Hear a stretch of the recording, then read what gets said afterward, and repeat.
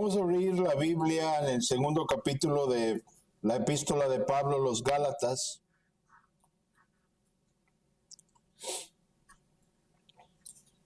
Epístola de Pablo a los Gálatas, el capítulo número 2.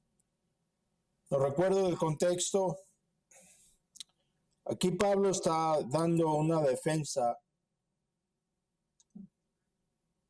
de la justificación.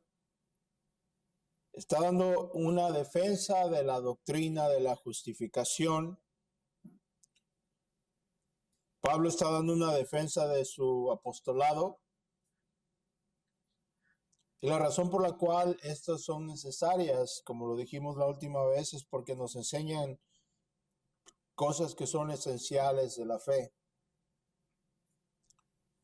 Por ejemplo, era necesario que Pablo diera testimonio acerca del evangelio que él predicaba, porque lo que aquí estaba en tela de juicio, es decir, lo que se estaba atacando en la región de Galacia, Asia Menor, era el evangelio que Pablo predicaba. Estas personas, quienes eran de una secta llamada los judaizantes, eran judíos hebreos que habían llegado a creer en Jesús como el Mesías, pero ellos estaban renuentes a dejar los rituales de la ley y adherirse solamente a la fe en Jesús como el método de salvación. Ellos estaban renuentes a hacer eso.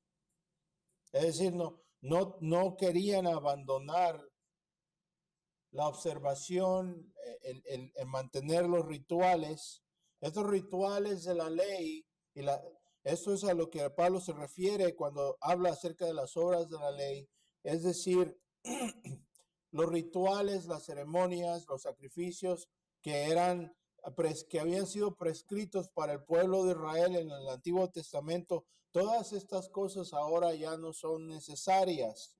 Ya no eran necesarias porque ellas simplemente eran un símbolo, eran un símbolo que apuntaba a aquel que habría de venir, aquel que es el Cordero de Dios, aquel que fue sacrificado, que fue inmolado por el perdón de nuestros pecados, aquel que vino a satisfacer las demandas de la ley, aquel que cumplió todo a cabalidad y por consecuencia puso esas cosas a un lado, no despreciándolas, sino que completándolas.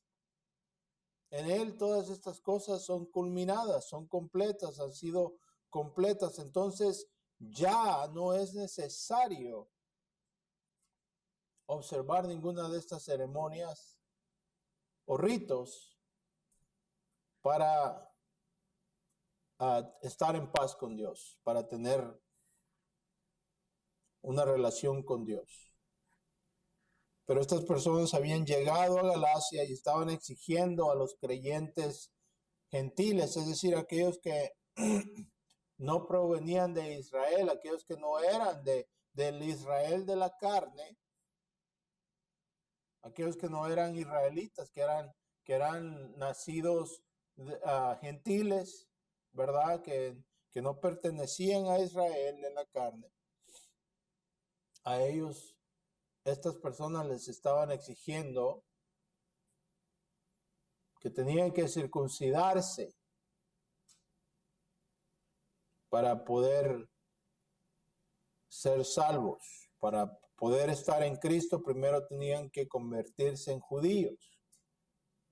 Entonces, ya no era la salvación por medio de la fe en Cristo solamente, sino que ya se estaba agregando un requisito más. Ya se estaba agregando algo más. Se estaba agregando esta observación, esta ceremonia como requisito para la salvación.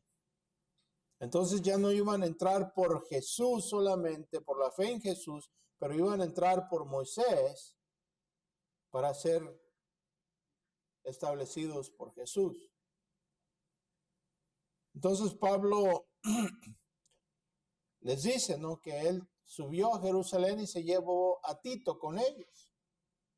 él y Bernabé fueron, y Pablo fue y expuso el evangelio que él predicaba a aquellos que eran vistos como pilares, aquellos que eran considerados los líderes de la iglesia en Jerusalén, ¿no? Esto era Jacobo, Pedro, Juan, aquellos apóstoles que habían sido designados por el Señor Jesucristo mismo, ¿verdad? En estas posiciones que eran vistos como pilares. A estos Pablo les predicó, les dio el evangelio, les expuso el evangelio que él predicaba. Y ellos no encontraron ningún problema con la doctrina de Pablo y lo afirmaron en su predicación y no exigieron que Tito, siendo creyente y siendo griego y no hebreo, no le exigieron a Tito la circuncisión, ¿verdad? Lo dejaron ser y lo recibieron en el rebaño, lo recibieron en la hermandad porque Tito había puesto su fe en Cristo. Entonces el punto que Pablo está haciendo es que si Tito, siendo griego, no fue obligado a ser circuncidado, y si los pilares de la iglesia lo reconocieron a él como apóstol y su evangelio como legítimo, entonces ¿por qué vienen estos aquí a Galacia a exigir la circuncisión? Ese es el punto. Entonces Pablo pasa incluso a exponer a Pedro y el hecho que Pedro había caído bajo la presión de estas personas, el hecho que Pedro se había comprometido y había caído en esta hipocresía, Pablo menciona este hecho a los Gálatas para establecer la defensa del evangelio. Si no entendemos nada de lo que estamos diciendo aquí, espero que por lo menos entendamos este punto que es importante. Que para Pablo, la doctrina de la justificación por medio de la fe no era una doctrina pasajera, ni era algo que se debía de descuidar. Esto era algo que tenía consecuencias eternas. Esto es algo esencial. Escuchen bien, esta es una área en la cual la iglesia nunca debe de comprometerse. Muchos de nosotros que estamos familiarizados con la historia de la iglesia sabemos que este fue el tema principal que provocó la reforma protestante. Esta fue la doctrina que nos dividió, que nos separó de Roma. Tan importante es esta doctrina. Entonces vamos a leer, empezando en el versículo número 11, segundo capítulo de Gálatas, epístola a los Gálatas, capítulo 2, empezando en el versículo 11. Este es Pablo. Pero cuando Pedro, es decir, Cefas, vino a Antioquía, yo le confronté en su cara a cara le confronté porque merecía ser expuesto. Porque antes de venir algunos de parte de Jacobo, Pedro comía y convivía con los gentiles. Pero cuando aquellos vinieron, Pedro empezó a retraerse y a apartarse porque temía a los de la circuncisión. Y el resto de los judíos se le unió en su hipocresía de tal manera que aún Bernabé fue arrastrado por la hipocresía de ellos. Versículo 14. Pero cuando vi que no andaban con rectitud y consistencia en cuanto a la verdad del evangelio, yo le dije a Pedro, delante de todos, si tú, siendo judío, vives como los gentiles y no como los judíos, ¿por qué entonces obligas a los gentiles a vivir como judíos? Nosotros no somos judíos de nacimiento y no pecadores entre los gentiles. Mas sin embargo, sabiendo que el hombre no es justificado por las obras de la ley, sino mediante la fe en Cristo Jesús, también nosotros hemos creído en Cristo Jesús para que seamos justificados por la fe en Cristo y no por las obras de la ley. Puesto que por las obras de la ley nadie será justificado. Pero si buscando ser justificados en Cristo, también nosotros hemos sido hallados pecadores, ¿es la fe en Cristo promotora de pecado? De ningún modo. Porque si yo reedifico lo que en otro tiempo destruí, yo mismo resulto ser transgresor.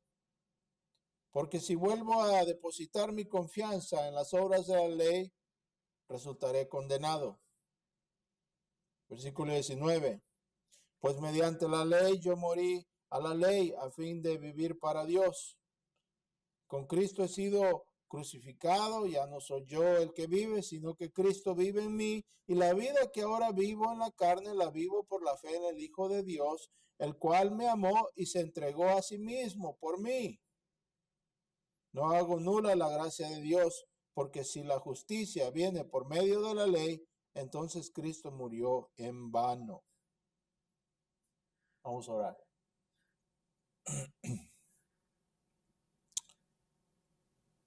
Gracias, Señor. Te damos por tu palabra. Te pido, Señor, que salga y que cumpla su cometido, Señor, que cumpla tu voluntad, puesto que tenemos la certeza, tu palabra nunca llegará a ti vacía, cumplirá su propósito, Señor, y en esto confiamos. En el nombre de Cristo Jesús. Amén. Siendo impulsado por la fe en Cristo y habiendo muerto, condenado bajo la ley, Pablo murió para el mundo y el hombre nuevo ahora vive para Cristo, siendo sostenido y alimentado por la fe en la obra completa de Cristo. Este pasaje es realmente muy claro.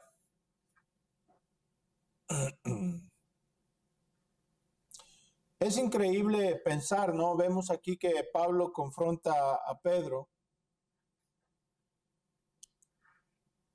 No podemos imaginarnos la escena. Pedro era uno de los baluartes de la iglesia, era uno de los pilares. Se le llamaba el gran pescador a Pedro. Pedro había caminado sobre el agua con el Señor Jesús, ¿no? Pedro es una de las figuras principales en todos los evangelios. Había visto al Cristo resucitado. Es increíble pensar, ¿no? Que había llegado a este punto de comprometerse en este punto tan interesante. Pero lo que es importante es destacar y darnos cuenta que es casi incongruente pensar, ¿no? Que Pablo, aquel hombre que escribió estas palabras, el amor es paciente, el amor es amable, el amor todo lo cree, el amor todo lo soporta, ¿no? Es increíble pensar que el mismo hombre que escribió estas palabras, de tal tolerancia, de tan expresión de amor y paciencia, que en esta carta esta misma persona muestre tal fortaleza y rudeza incluso, ¿no? Pero tal es la necesidad que Pablo mira ¿Cuál es el peligro que Pablo observa? Que Pablo no está dispuesto a comprometerse en el evangelio. Ese es el límite de Pablo. Tal importante es esta doctrina, como dijo Martín Lutero, ¿no? Dijo, la doctrina de la justificación por medio de la fe es, es, es el pilar por el cual la iglesia se sostendrá o caerá. Pablo entiende que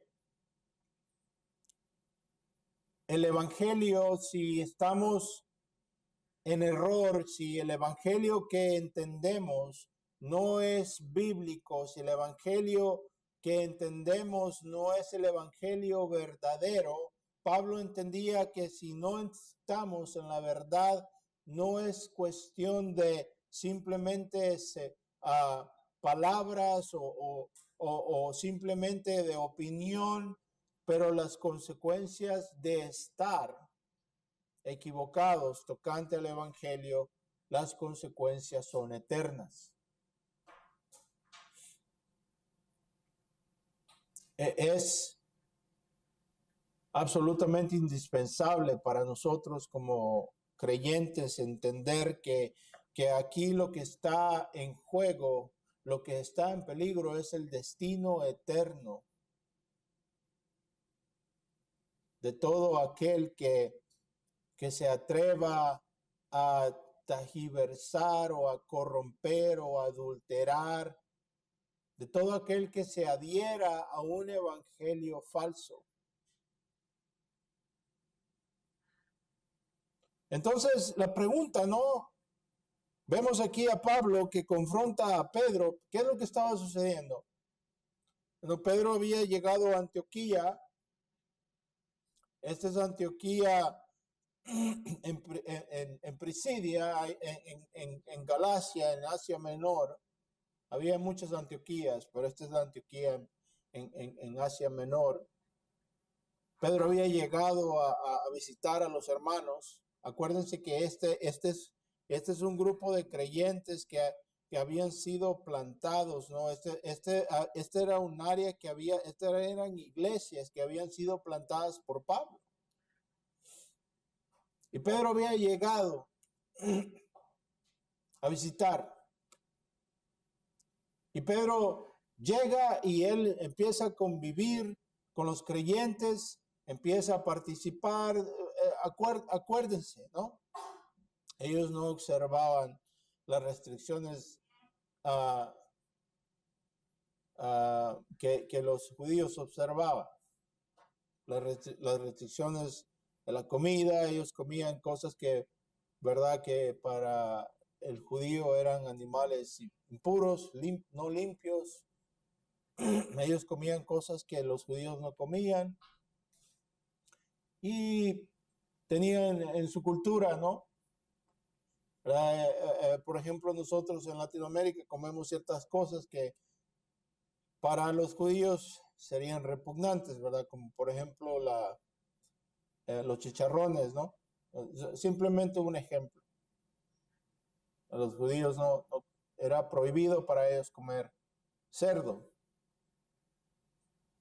Y en fin, un sinnúmero de cosas, ¿no? Que ellos hacían y costumbres que tenían. Y Pedro llega y empieza a vivir y a convivir entre ellos.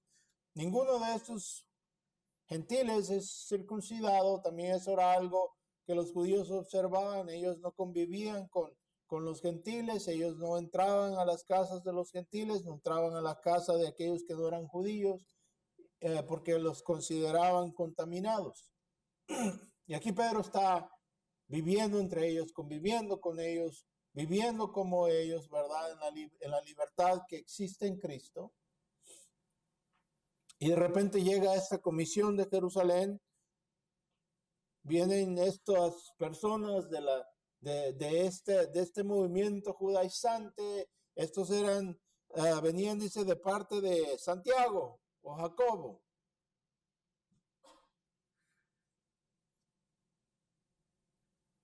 Llegan y cuando Pedro les ve llegar, empieza a apartarse, empieza a actuar de manera diferente.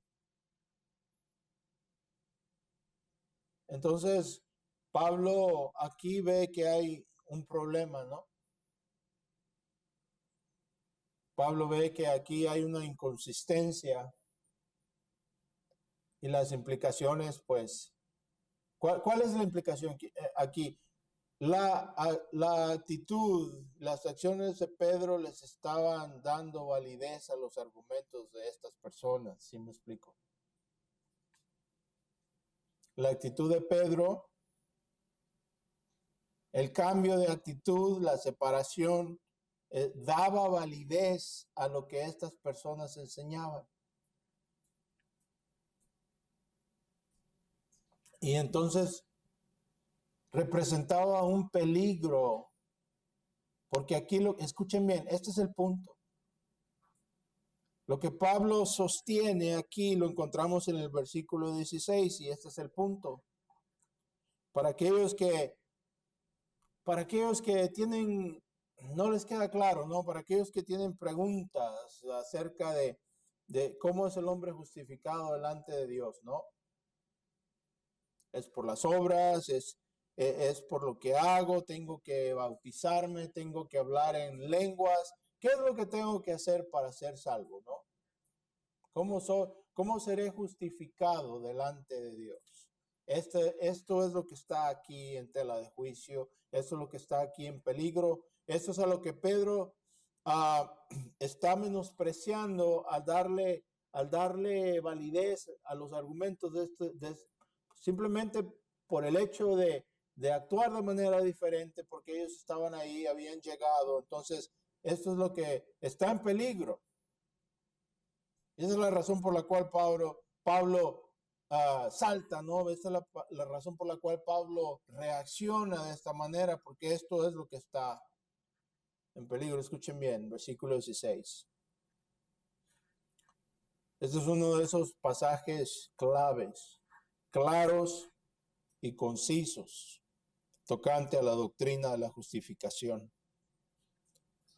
Versículo 16 dice, sin embargo, sabiendo, ¿verdad? Esto es lo que Pablo le dijo a Pedro delante de todos. Sin embargo, dice, sabiendo que el hombre no es justificado por las obras de la ley, sino mediante la fe en Cristo Jesús. ¿Cómo es el hombre justificado delante de Dios acorde a lo que Pablo está diciendo? No por las obras de la ley. ¿Qué quiere decir eso? Que no hay nada que el hombre pueda hacer. No hay rito, no hay oración, no hay ningún tipo de ceremonia. No hay absolutamente nada que el hombre pueda hacer y que por hacer esto le merite la justificación delante de Dios. Lo que Pablo está diciendo de manera clara es que el hombre es justificado por medio de la fe en Cristo solamente.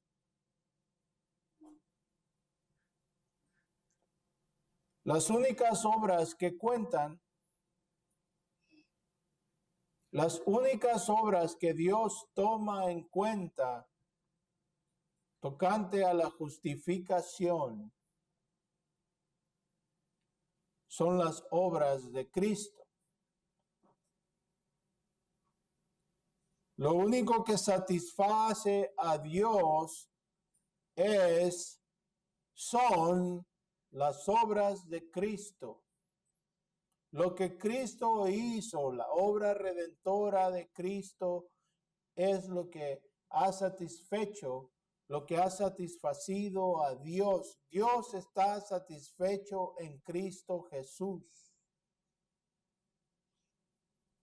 Y eso, esa justicia de Cristo, le es otorgada a todo aquel que deposita su absoluta fe en Cristo Jesús.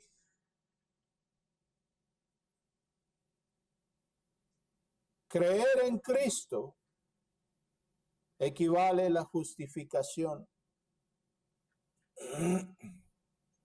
Ahora, esto es algo muy difícil para muchos. ¿Por qué? Porque una de las lógicas preguntas, una de las lógicas conclusiones que se sacan de esto, bueno, si es así, entonces quiere decir que podemos vivir como queramos, en el libertinaje, en el pecado, como creemos en Cristo, eso es suficiente para ser justificados. La lógica de este pensamiento es buena, pero la primicia es errónea. A veces podemos tener una lógica perfecta, pero nuestra primicia puede estar en un error, es decir, nuestra base. Porque la Biblia también nos enseña que la justificación no viene sola. Esto es lo que Martín Lutero decía. Somos justificados por medio de la fe en Cristo solamente. Pero la fe verdadera nunca viene sola, viene cargada de obras. Se hace referencia a la fe como una semilla, ¿no? La semilla de la fe verdadera siempre va a dar fruto al árbol de la fe que dará fruto, dará obras. Pero esas obras son el resultado de la fe. Es importante que tengamos esta distinción bien clara.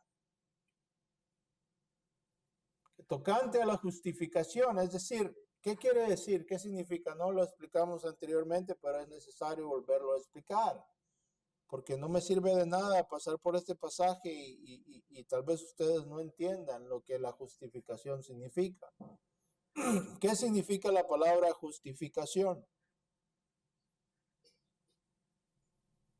La palabra justificación, la palabra aquí quiere decir el ser declarado justo delante de Dios. Es una declaración jurídica, es un término legal, es más que una exoneración, es estar ante un juez y que el juez te declare inocente, y no solamente inocente, pero te declare justo. Lo que Pablo está enseñando aquí es que el hombre, delante de los ojos de Dios, el juez eterno, el juez perfecto, solamente será justificado delante de él por medio de la fe en Cristo Jesús. La fe es el medio por el cual Dios salva al hombre. La fe es el medio por el cual la gracia de Dios nos es dada.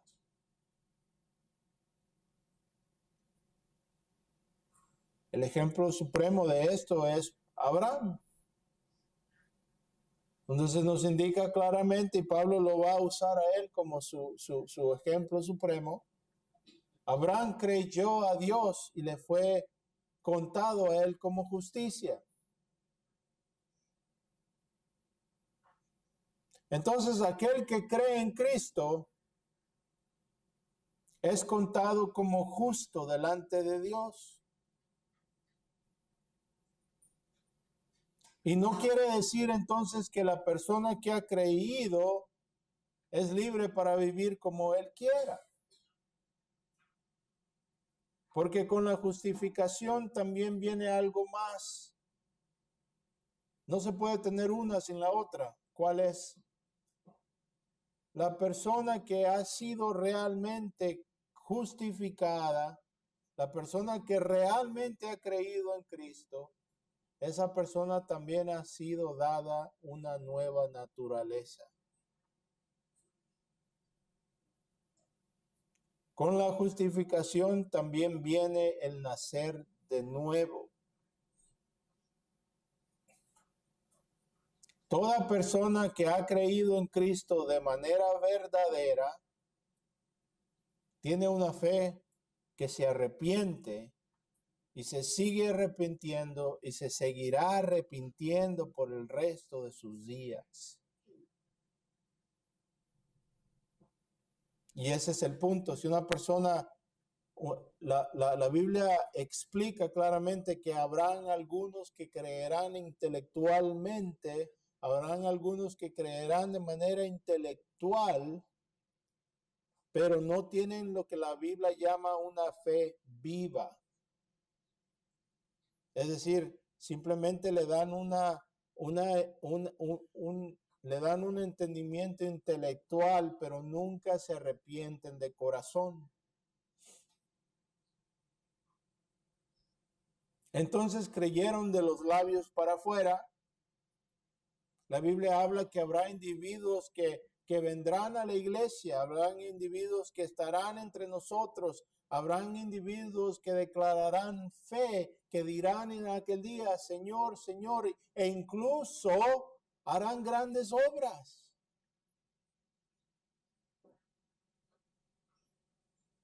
La Biblia es clara, enseña que habrán lo que llamamos falsos conversos.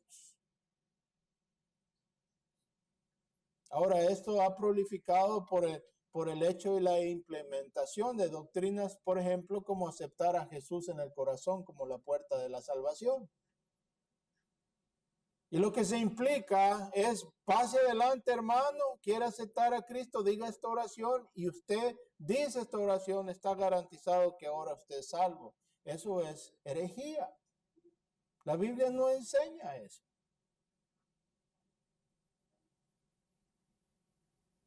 La Biblia enseña que lo que Dios manda al hombre es a creer y arrepentirse. A creer y arrepentirse. Esa es la doctrina bíblica. A creer y arrepentirse, porque eso implica un cambio de vida que sigue y consiste y es consistente y es vibrante y es no simplemente el decir una oración, pero es un cambio total de vida. Entonces, la salvación verdadera consiste de la fe que nos justifica. Acompañando esa fe, sigue una vida nueva, un corazón nuevo, una persona nueva. Dice Pablo que si alguno está en Cristo, en su carta, segunda carta a los Corintios, dice Pablo, en el capítulo número 5, dice, si alguno está en Cristo, dice, ya no reconocemos a nadie por métodos carnales, dice Pablo, pero si alguno está en Cristo, nueva criatura es. Pero entonces ahí donde ha existido la confusión, es ahí donde ha existido la controversia. Es en el tener estas cosas de manera clara. El hombre es justificado por la fe en Cristo solamente, aparte de las obras. Pero eso no quiere decir que las obras no tienen un lugar en la vida del creyente. Ellas son el fruto. Las obras se hacen porque hemos creído y porque hemos creído hemos sido justificados y por consecuencia seguimos perseverando en esta vida.